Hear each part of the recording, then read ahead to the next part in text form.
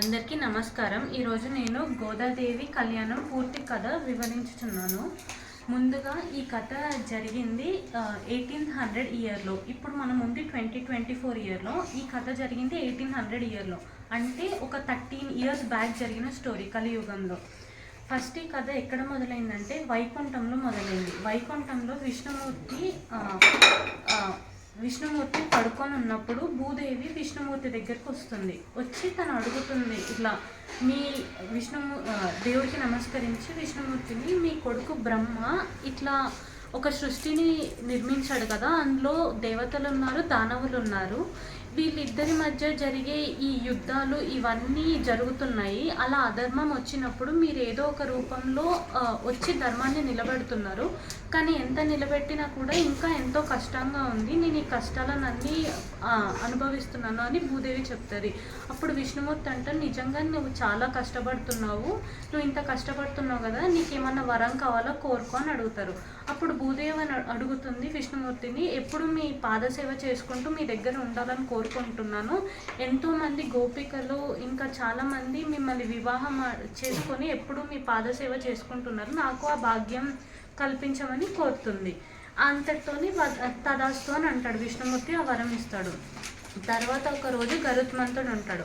గరుత్మంతుడిని విష్ణుమూర్తి పిలుస్తాడన్నమాట. పిలిచి, నువ్వు నా కోసం ఇంత కష్టపడుతున్నావు, నన్ను ఎక్కడికి కావాలంటే అక్కడికి తీసుకెళ్తున్నావు కదా, నాకు వాహనంగా ఉండి ఇలా తీసుకెళ్తున్నందుకు నేను చాలా హ్యాపీ ఫీల్ అవుతున్నాను, నాకు నీకేం వరం కావాలో కోరుకో అని అడుగుతారు. అప్పుడు గరుత్మంతుడు అంటే, నాకు మీ పాదసేవ ఉంటే చాలు తండ్రి, ఇంకేం వద్దు అని విష్ణుమూర్తిని అంటాడు. అప్పుడు లక్ష్మీదేవి అంటుంది, విష్ణుమూర్తి స్వయంగా అంటున్నాడు కదా వరం కోరుకోమని, ఇంకెందుకు అలా మొహమాట పడుతున్నాను, నీకేం కావాలో కోరుకో అంటే, అప్పుడు గరుత్మంతుడు అనుకోకుండా తన నోటి నుంచి, మీ కాళ్ళు కడిగి కన్యాదానం చేయాలని ఉంది, మిమ్మల్ని అల్లుడిగా స్వీకరించాలని ఉంది అని చెప్తారు. అలా అని విష్ణుమూర్తి వెంటనే తదాస్తు అనేస్తాడు. ఇలా ఈ 2 వరాలు వీళ్ళిద్దరికి ఇచ్చేస్తాడు. అప్పుడు విష్ణుచిత్తుడు శ్రీ పుత్తూరు అనే ఒక గ్రామంలో జన్మిస్తాడు. అక్కడే ఆయన ఒక పెరియ ఆల్వార్గా మారుతాడు. శ్రీరంగంకి దగ్గరలో ఉన్న ఈ పుత్తూరులో ఆయన ఒక పెద్ద ఆల్వార్లాగా మారి రోజు అక్కడికి వెళ్ళి స్వామివారికి మాలలు సమర్పిస్తూ ఉంటాడు. తన ఇంటి దగ్గరే ఒక వనం ఉంటుంది. ఆ వనంలో తులసి చెట్లు, ఎన్నో పూల చెట్లని పెంచుతూ ఉంటాడు. అలా పెంచుతున్నప్పుడు రోజు వాటిని తీసుకెళ్ళి మాల కట్టి వేస్తుంటాడు. అలా అనుకోకుండా ఒకరోజు శ్రీరంగంలో అఖండ దీపం కొండెక్కుతుంది. అయితే ఎందుకు ఇలా కొండెక్కిందని అందరూ ఆలోచిస్తూ ఉంటారు. అప్పుడు ఒక మహర్షి వచ్చి అంటాడు, తన దివ్య దృష్టితో చూసి, ఒక బ్రహ్మచారి అయిన ఆయన ఇలా రోజు స్వామివారికి మాలలు సమర్పించడానికి అర్హుడు కాదు, ఈ సృష్టిలో వచ్చిన తర్వాత పెళ్లి చేసుకొని పిల్లలు ఉన్న వాళ్ళే దానికి అర్హుడు అని చెప్తారు. కానీ ఈ విష్ణుచిత్తుడికి పెళ్లి కాలేదు కాబట్టి అర్హుడు కాడు, అందుకే అఖండ దీపం ఆరిపోయింది అని, నువ్వు ఇంకా రేపటి నుంచి రావద్దు, మాలలు వేయొద్దు అని విష్ణుచిత్తుడిని అంటారు. అప్పుడు విష్ణుచిత్తుడు చాలా బాధపడి, నా స్వామిని నా నుంచి దూరం చేయకండి, నా స్వామిని అని అంటాడు. అప్పుడు విష్ణుచిత్తుడు అదే బాధతో ఇంటికి వెళ్ళి ఆలోచిస్తూ అలానే నిద్రపోతాడు. మళ్ళీ తెల్లారుతుంది. తను యథావిధిగా ఆ పదవి నుంచి తీశారు అన్న విషయం కూడా మర్చిపోయి మళ్ళీ రెడీ అయ్యి పూలమాలలు కట్టడానికి వెళ్తాడు వనంలోకి. వెళ్ళి చూడంగానే తులసి చెట్టు దగ్గర ఒక పాప కనపడుతుంది. ఆ పాప అయోనిజ అన్నట్టు. అయోనిజ అంటే ఇట్లా తల్లిదండ్రులకు పుట్టకుండా స్వయంభుగా వచ్చిన ఆ పాప అయోనిజ. తను అలా ఆ తులసి చెట్టు దగ్గర దొరకంగానే విష్ణుచిత్తుడు తీసుకొని గుడికి తీసుకెళ్తాడు. గుడికి తీసుకెళ్ళి అందరికీ చూపించి అడుగుతారు, ఈ పాప మీకు ఎవరికన్నా తెలుసా, ఎవరన్నా పొరపాటున మర్చిపోయారంటే, ఎవరు మాకు తెలియదు అంటారు. ఇంకా విష్ణుచిత్తుడు ఏం చేస్తాడు, ఆ పాపని తీసుకెళ్ళి విష్ణుమూర్తి కాళ్ళ దగ్గర పెట్టి, ఇలా ఈ పాపని నేను దత్తత తీసుకొని తల్లి తండ్రి అన్నీ నేనే అయి పెంచుతాను ఈ పాపని అని దండం పెట్టుకొని, అప్పుడు నేను అర్హుడిని అవుతాను కదా పూలమాల లేడానికంటే, ఇప్పుడు విష్ణుమూర్తి పాదాల నుంచి ఒక పువ్వు పడుతుంది, అంటే స్వామి అంగీకరించినట్టుగా. ఇంకా తర్వాత నుంచి ఆ పాపను పెంచుకుంటూ పూలమాలలు వేస్తూ చిన్నప్పటి నుంచి కృష్ణుడి కథలన్నీ చెప్తూ పెంచుతాడు. తనకు ఒక 13 ఏళ్ళ వయసు వస్తుంది. అంతా ఇంకా కృష్ణుడి భక్తురాలు అయిపోతుంది అప్పటికే గోదాదేవి. అలా అవుతున్నప్పుడు ఒకరోజు అనుకోకుండా ఆడుకుంటున్న దగ్గర పాము వస్తుంది. పాము వచ్చేసరికి భయపడి ఏం చేయాలో గోదాదేవికి అర్థం కాదు. అప్పుడు విష్ణుచిత్తుడు తండ్రి చెప్పిన మాట గుర్తొస్తుంది కృష్ణుడిని తలుచుకొని. ఎంబటి కృష్ణ కృష్ణ అని పిలుస్తుంది. కృష్ణుడు ప్రత్యక్షం అవుతాడు. అప్పుడు అమ్మ మాయమైపోద్ది. కృష్ణ నువ్వు వచ్చావా అని చెప్పి చాలా సంతోషపడి ఒక పూలమాలను తీసుకొచ్చి వేయబోతుంది కృష్ణుడు. కృష్ణుడు అంటాడు, లేదు లేదు, ముందు నువ్వు వేసుకో, నీకు బాగుందంటే నాకు బాగున్నట్టే, నువ్వే నేను కదా అని చెప్తే మరి అలా తప్పు కాదంటే, లేదు నేనే చెప్తున్నా కదా నువ్వు వేసుకో అంటాడు. అప్పుడు గోదాదేవి ఆ మాల తను వేసుకొని వెళ్ళి బావిలో చూస్తుంది. తన రూపం కనిపిస్తుంది, చాలా అందంగా అనిపించి అదే మాల తీసుకొచ్చి కృష్ణుడికి వేస్తుంది. కృష్ణుడు చాలా సంతోషపడతాడు. ఇలా కృష్ణుడు కనిపించాడని వెళ్ళి వాళ్ళ నాన్న దగ్గరికి పరిగెత్తుకుంటూ వెళ్ళి చెప్తుంది, అదంతా నీ బ్రహ్మమ్మ, కృష్ణుడు రాడు అంటాడు. తర్వాత రోజు మళ్ళీ కృష్ణుడు వస్తాడు. ఈసారి గోదాదేవి ఏం చేస్తుంది, నువ్వు ఇక్కడే ఉండు కదలకుండా కృష్ణ, నేను మా నాన్నని తీసుకొస్తా అని చెప్తుంది. కృష్ణుడు అలానే ఉంటాడు. వెళ్ళి నాన్నని తీసుకొచ్చేలోపు కృష్ణుడు షిల్ అయిపోతాడు. తర్వాత నేను చెప్పాను కదా భ్రమ, నువ్వంతా భ్రమలో ఉన్నావు, కృష్ణుడు రాలేదు అని చెప్తాడు. సరే అని విష్ణుచిత్తుడు వెళ్ళిపోయాక కృష్ణుడి మాట వినిపిస్తుంది, నువ్వే కదా కదలకుండా నిల్చోన్నా, అందుకే విగ్రహం అయిపోయాను, మళ్ళీ ఏ రోజు నీ దగ్గరికి రావాలో నేను అప్పుడు వస్తాను అని అంటాడు. ఇంకా అలా గోదాదేవి పెరుగుతుంటుంది. ఊళ్ళో వాళ్ళందరూ చెప్తారు, కృష్ణుడు భ్రమలో ఉంది, నువ్వు ఆ భ్రమ నుంచి బయటికి తీసుకురావాలంటే చదువు నేర్పించు అంటారు. తీసుకెళ్ళి గురుకులంలో చేరుస్తారు, చదువు నేర్పిస్తారు. చాలా చదువుకుంటుంది. ఒకరోజు ఆలోచిస్తూ ఉంటుంది, ఎందుకు కృష్ణుడు ఇంకా నన్ను చూడడానికి రావట్లేదు, ఇంకా సమయం ఎందుకు రాలేదు అని అనుకుంటుంది.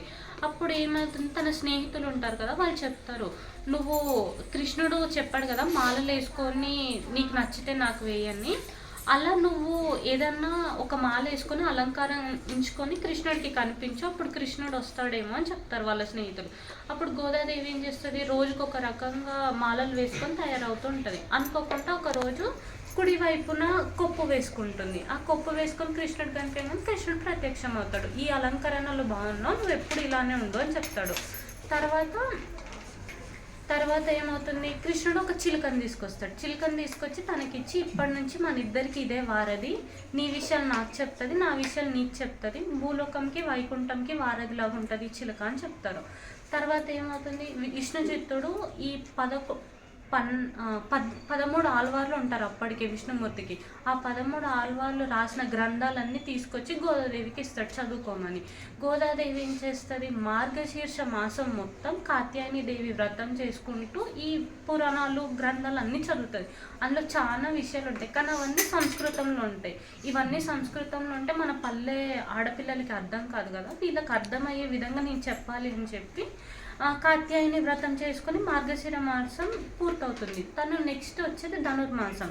ధనుర్మాసంలో తెల్లవారుజామునే లేచి కృష్ణుడికి పూజించి అందరు తన ఫ్రెండ్స్ని చెలికత్తెల్ని అందరినీ తీసుకెళ్ళి పాసురాలు రాయడం మొదలు పెడుతుంది. అంటే ఈ గ్రంథంలో ఉన్న విషయాలన్నీ ప్రజలకు అర్థమయ్యే విధంగా తేలికైన భాషలో రాయడం మొదలు పెడుతుంది.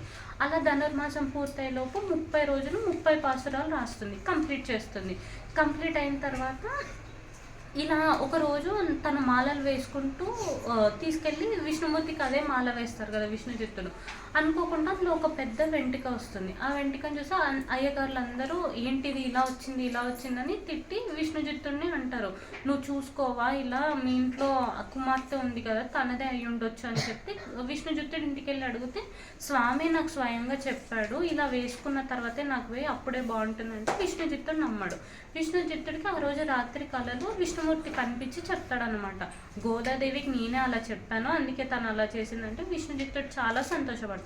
నెక్స్ట్ డే వేరే అయ్యగారులు ఎంత అలంకరణ చేసినా కూడా స్వామి ఒప్పుకోడు. స్వామి ఒంటి నుంచి అన్ని పొగలు వస్తూ ఉంటాయి. తర్వాత విష్ణుచిత్తుడికి అర్థమైంది, ఓహో గోదాదేవి వేసుకున్న మాలనే వేయాలని చెప్పి ఇమ్మీడియట్గా గోదాదేవిని తీసుకొచ్చి ఒక పెద్ద మాల గోదాదేవి మెడలో వేసుకొని ఇచ్చిన తర్వాత అదే మాల విష్ణుమూర్తికి వేస్తారు. అప్పుడు విష్ణుమూర్తి శాంతించి మంచిగా ఉంటాడు. అప్పుడు ప్రజలు పూజారులు అందరికి అర్థమవుతుంది, ఓహో నిజంగా విష్ణుమూర్తే చెప్పాడు అని చెప్పి. తర్వాత ఒకరోజు ఏదైతే చిలుక వారధిగా ఉందో చిలుక ఒక సందేశం తీసుకొస్తుంది. ఆ సందేశం ఏంటంటే, ఇలా పలానా రోజు పలానా ముహూర్తానికి గోదాదేవికి నాకు కళ్యాణం జరిపించమని ఆ సందేశంలో ఉంటుంది. అదే సందేశాన్ని తీసుకెళ్ళి గోదాదేవి విష్ణుచిత్తుడికి చూపిస్తుంది. తనకు నమ్మబుద్ధి కాదు, ఇదేంటి స్వామి వచ్చి మా కుమార్తెని పెళ్లి చేసుకుంటా అంటున్నాడు అని చెప్పి ఆశ్చర్యపోతాడు. మళ్ళీ స్వామి కళలో కనిపించి, నేను పెళ్లి చేసుకోవాలనుకుంటున్నా, ఇది లోక కళ్యాణం కోసము జరిగేటట్టు చూడు, తనని అందంగా వధువుగా అలంకరించి శ్రీరంగనాథుడి గుడికి తీసుకురమ్మని చెప్తాడు.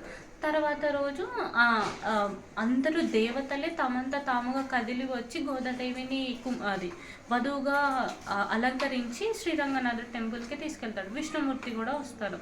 అలా అందరూ ఉండగా బ్రహ్మ వాళ్ళిద్దరు పెళ్లి జరిపిస్తాడు. జరిపించిన తర్వాత విష్ణుమూర్తి మాయమైపోతాడు.